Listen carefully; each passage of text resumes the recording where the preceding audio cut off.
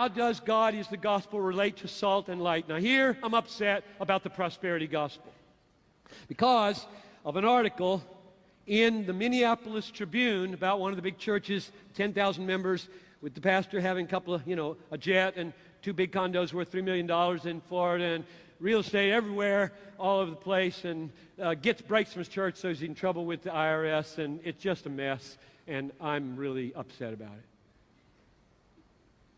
Because in the article, one of the leaders was quoted about being a salt, and I just hit the roof. I just went ballistic.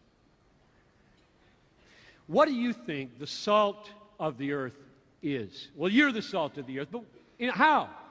Let's go to Matthew 5, quick. Matthew 5.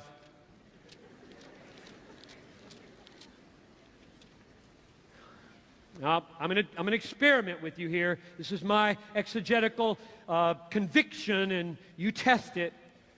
I'm going to define for you the salt of the earth in terms of God is the gospel. Because I see that in this text in Matthew 5:11 to 16. Blessed are you when others revile you and persecute you and utter all kinds of evil against you falsely on my account. Rejoice and be glad, for your reward is great in heaven. Now, I believe that the reward there is Christ, God, ultimately. I believe in degrees of rewards in heaven, but ultimately every reward is leading to God, and He is the final reward.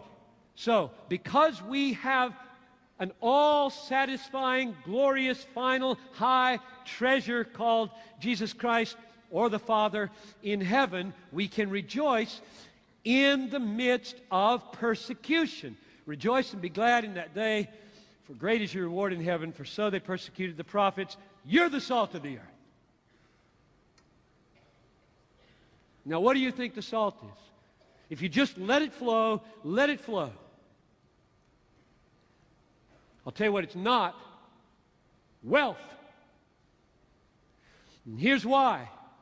Prosperity gospel is no gospel because what it does is offer to people what they want as natural people. You don't have to be born again to want to be wealthy, and therefore you don't have to be converted to be saved by the prosperity gospel.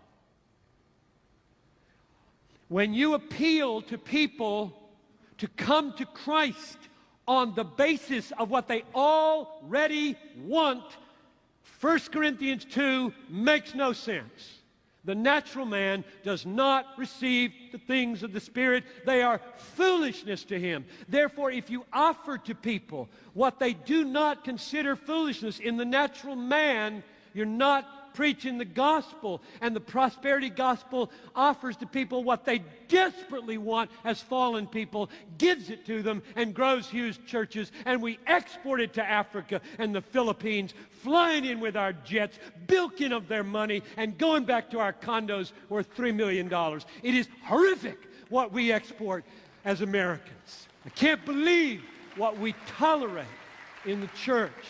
So I'm on a crusade to crucify the prosperity gospel. I hate the prosperity gospel because I love the glory of God. Now, here it is. What is, I want America to be salted with you. So this is called resolved here. You could call it salted. I want you to go out of here salting. What will that mean? Here's what I think it means. The salt of the earth are people that are so satisfied with their reward in heaven, namely God, that they joyfully endure pain in the service of Jesus. I think that was preached on earlier today. Something like that. Because the world is simply not going to be impressed with a church that is motivated by what they're motivated by. I mean, come on. This is not rocket science. A church that is motivated by money is just like the world. I don't care if Jesus is the means to get it or whether the stock market is the means to get it. It doesn't matter who's the means to get it. We're driven by the same thing. However, if churches would rise up where it can be said, blessed are you when men persecute you and revile you and say all kinds of evil against you falsely. Rejoice in that day and be glad, because God is the gospel. God is the gospel, not money, not health, not family.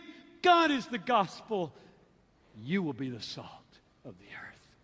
You will taste so different. You will taste so attractive. Something will lodge in people and they'll say, I hate that and I love that.